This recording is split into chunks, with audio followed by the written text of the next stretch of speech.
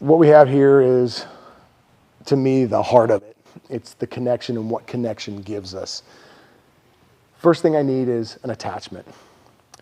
And an attachment could be a frame, it could be a grip, it could be my foot on a hip, it could be my shin. That's the attachment. But then I need an energy transfer, which is over here. And that is going to be that internal compression to get that pressure between both of us. That gives me connection. Once I have a good, solid, positive, what I like to call positive connection versus a negative connection, that positive connection is when I move, they move, versus that internal space to where as I go to move, then I hit, and maybe I meet friction, and then it makes it ineffective. So if the if the connection is positive, now when I move, I'm going to get some sort of movement out of them, some way or another, or I'll find resistance to which I can move my body away from. Once I have that connection, the connection is going to give me three very, very important things. One is awareness. Awareness of where their base is, how they're based out, where their weight is placed. I can feel that whether it's a pitch black night, pepper spray in my eyes, or heaven forbid, some sort of a fight where there's blood in my eyes. Whatever it might be, I have awareness to where I don't need to see. It's just a feeling because of that connection. The other part is going to be movement. What do I mean by that? It means that I can kind of mitigate where they move or how they move to that next spot. For instance, like if I took like maybe a car chase where you had a city grid of 10 by 10 street, and the car is going down, 5th Street, but I can cut off A, B, C, D, and E Street with blocks. And as that car goes down, I'm funneling them into where I want them to go. So I can mitigate the movement. With mitigating movement now, if I control tempo, meaning at the speed at which they move, I know where they're going to go, right? Or I can slow that down or speed it up. I look at it like a dial. If I dial the pressure up, they move much slower. If I dial the pressure down, they can move much faster. Why do I want to do that? Maybe I want them to feel like they can escape, and as they go, I then squeeze more pressure to close off that movement, and I get to a better position. So I'm using connection to give me that awareness, mitigate movement, and mitigate the speed at which they move. What does that give me? Those three are going to make him or her very, very predictable. I know where they're going to go. Going back to that city grid, I know that they can only escape down these two streets. Once they're predictable, it gives me the initiative to attack, the initiative to sweep, the initiative to sit out, the initiative to escape. That is what I'm going to get from my connection. Having that all together, again, with everything that we're talking about, is going to make for really easy escapes. When I'm talking about awareness, I'm breaking it into three things. And this to me is white to black belt and beyond. The awareness that I want to be in touch with at all times, which I'm only going to get from connection, which we've previously talked about. Awareness of base. And I mean yours and theirs. Your awareness of your base. Am I based out? And I want to feel, are they based out? Where are they not? Where are they weakest? So I'm feeling that awareness that I'm getting from connection. The next is going to be posture. Am I in posture? What is my posture?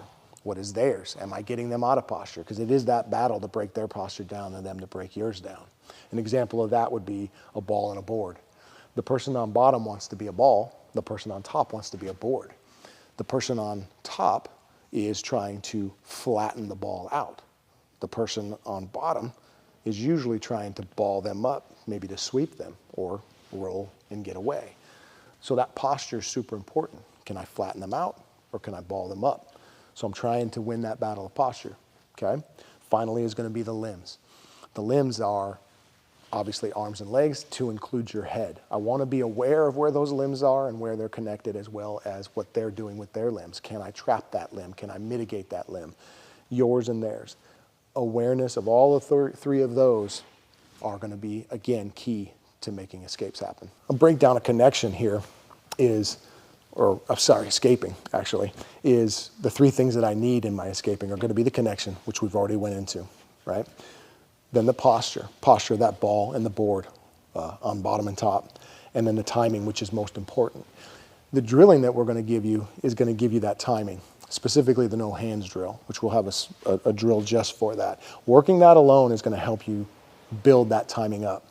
But in that drill, you're going to need connection, right? To them, to the ground, to yourself, and you're going to need a good posture. And if you're on bottom, you are trying to round those shoulders out and ball yourself up in any of those positions. You're making it hard for them to flatten you out, trying to free those shoulders, and that'll be the easiest way to do it. So again, just recapping that, with the escaping, I need the 3 elements, which are going to be connection, timing, and posture. This one's pretty simple, but conceptually, it's just to give you an understanding. And even when I started way back at 21 years ago with Straight Blast Gym, it was the concept just to make it easy to understand that there's really only 3 ways to get out from bottom. You either pull guard, which is, creating that space, putting your feet and legs between you and them. You sweep or reverse them and get back on top, or you go to your hands and knees. If I look at the hierarchy of these two, but that's the 3 ways to escape. If I look at the hierarchy of these two, I think to myself, sweep and reversal gets me on top. And I think more or less like Coach Chris Howder, where he talks about the rules: be on top, stay on top. Rule 2 was, don't fall to the allure of the guard. And then rule 3, don't forget rule number 1. I think there's other one, or however he explains it. I can't do it as well as he does. But when I think sweep reversal, that gets me on top. So that to me is like number 1. When I think pull guard, if I pull guard and that's all I've done and they beat that, I kind of get flattened out. So I think hands and knees. If I go hands and knees, if I lose that, I can always have a default. I usually have created enough space to where I can pull guard. And if this is done right, where as you go to hands and knees, you connect your shoulder and head to the body, you can mitigate punching. But if guard's done right, I can put my shin in and extend my head away and get my head away from getting punched. The thing about this is I wind up on bottom. This one gives me a scramble, and this one gets me on top. Again, I think maybe of Coach trying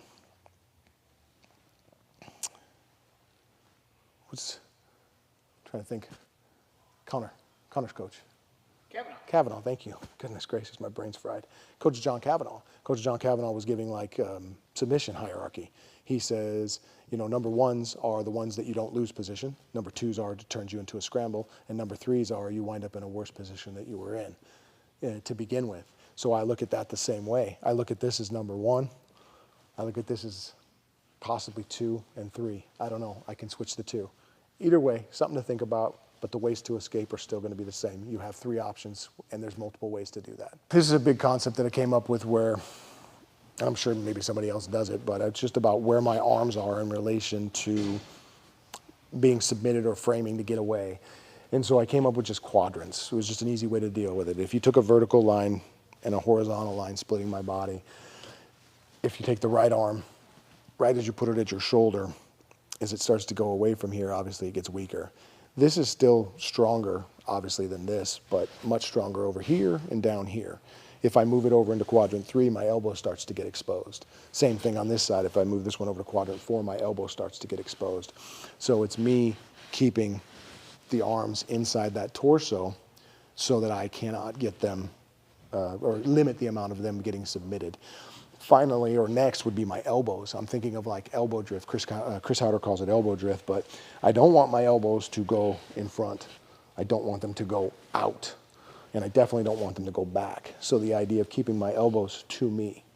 The final piece would be where my elbow, I don't want it to cross the vertical and horizontal line together, because if I get it too high, it gets across my body, and then I'm getting in a head and arm or something, or getting my arm killed to where I can't use it effectively. So I definitely want to keep my elbows close and tight to my body, not too far back and not too far out, obviously. As I go out, you can see Kimura, Americana, armbar, triangle. Keeping those elbows in and tight to my body is what's going to keep it strong, as well as my hands. And when I even when I look to be in the framing, as we'll go through in the escapes, is that even if I have an outside position, I'm still trying to keep them in. And as the arms start to maybe get moved away from my body, as long as I rotate my torso to the arm. So if I'm here and the arm starts to get killed out and I moved my torso, I keep it within inside that torso line so that I don't break that rule. So keeping the hands inside the torso and the elbows close to my rib cage will help me to not get submitted and keep me with strong frames so that I can skate.